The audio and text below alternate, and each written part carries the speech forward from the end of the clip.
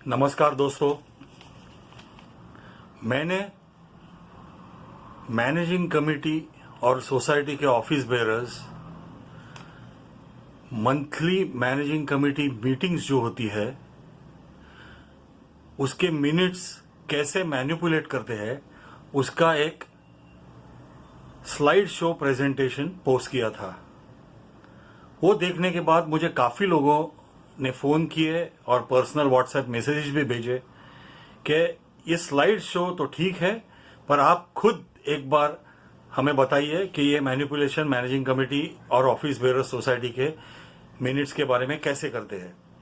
इसके लिए अभी आज मैं एक रिवाइज वर्जन पोस्ट कर रहा हूं।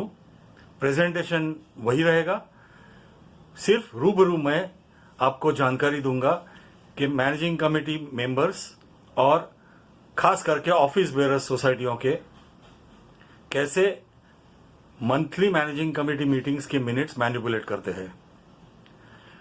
टेस्ट केस करके मैंने आपको एक ठाणे की बड़ी सोसाइटी जो है उसके कुछ पेपर्स भी अटैच किए हुए हैं। सबसे पहले ऐसे ऑफिस बेयरर्स जिनके मन में चोर होता है, जो मैनिपुलेशन करना चाहते हैं, वो जो एजेंडा सभी मैनेजिंग कमेटी मेंबर्स को भेजते हैं वो बिल्कुल वेग एजेंडा होता है। उसमें साफ तौर पे कुछ भी लिखा नहीं रहता कि कौन से सब्जेक्ट पे वो क्या ठोस कार्रवाई करना चाहते हैं। We will discuss this issue, we will discuss that issue, we will review this issue, we will take care of that issue, ऐसे सब वेग सेंटेंसेस, ओपन एंडेड सेंटेंसेस लिख के एजेंडा भेजा जाता है। तो ऐसा वेग एजेंडा समझो आपके सोसाइटी में आ गया तो समझ लो कि एक नींव रची जा रही है ऑफिस बेयरर्स की तरफ से कि वो तुम्हारे मीटिंग्स के मिनट्स मैनिपुलेट करेंगे खुद के फेवर के लिए। उसके बाद में जब मिनट्स लिखे जाते हैं मीटिंग होने के बाद में, तो वो मिनट्स भी काफी वेग लिखे जाते हैं। दो आइटमों के बीच में काफी स्पेस छोड़ा जाता है। इस मीटिंग और अगली मीटिंग के दौरान बीच में एक दो पन्ने खाली रखे जाते हैं और ये सब पन्ने बाद में आफ्टर थॉट जिसे कहते हैं, या तो उनको जो भी आइटम उनके रेगुलराइज करने होते हैं, जो बेकायदा विदाउट अप्रूवल उन्होंने खर्चे किए हैं, तो वो सब ये रिकामे खाली स्पेसिस में मीटिंग होने के बाद वो आइटम लिखे जाते हैं कि ये मीटिंग में ये डिस्कस हुआ और अप्रूव हुआ।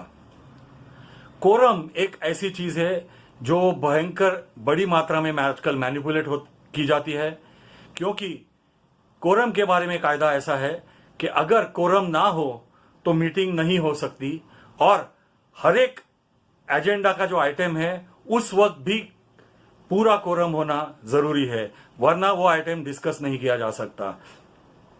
तो ये ऑफिस बेयरर्स जो होते हैं वो भले लोग आए नहीं आए मीटिंग करते हैं और बाद में मैनिपुलेशन करते हैं कि ये लोग आके गए, बोल के गए कि मेरे को बाहर जाना है, ऐसे करके वो कोरम मैनिपुलेट करते हैं।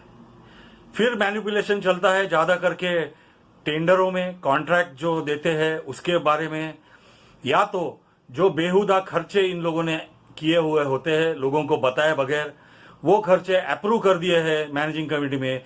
ये सब मैनिपुलेशन बाद में मीटिंग होने के बाद में ऐसे जो वेकेंट स्पेसिस होते हैं उसमें लिख के किया जाता है।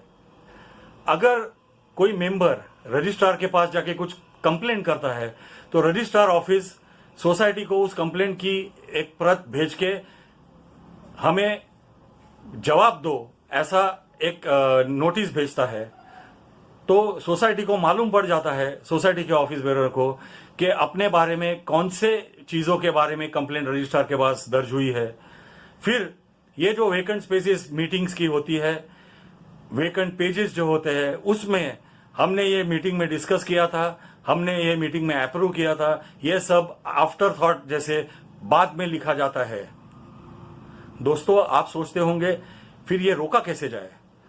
तो ये रोकने का एक तरीका है कि कंपलसरी होना चाहिए कि जैसे ही मैनेजिंग कमेटी मीटिंग खत्म होती है तो सेक्रेटरी ने आज वो मीटिंग में जो भी डिस्कस हुआ उस और जो भी उसने रिकॉर्ड किया है वो एक बार सभी मेंबरों को पढ़ के सुनाना चाहिए और सुनाने के बाद मेंबरों की साइन उसके ऊपर लेनी चाहिए। अगर अगले वक्त when you read the meeting minutes again उस वक्त आपको कुछ फेरफार करनी है तो वो फेरफार भी मेंबरों के सामने करनी चाहिए और रिवाइज्ड मीटिंग मिनट्स करके वापस लिख के उसी अपने रजिस्टर में दर्ज करने चाहिए। ये करने से ये जो हेरा फेरी चलती है, ये जो 420 गिरी चलती है, ये काफी मात्रा में कम हो सकती है। तो मेरा प्रेजेंटेशन देख लीजिए। आज तक के लिए इतना ही, फिर मिलेंगे अगले किस्त में। तब तक के लिए धन्यवाद।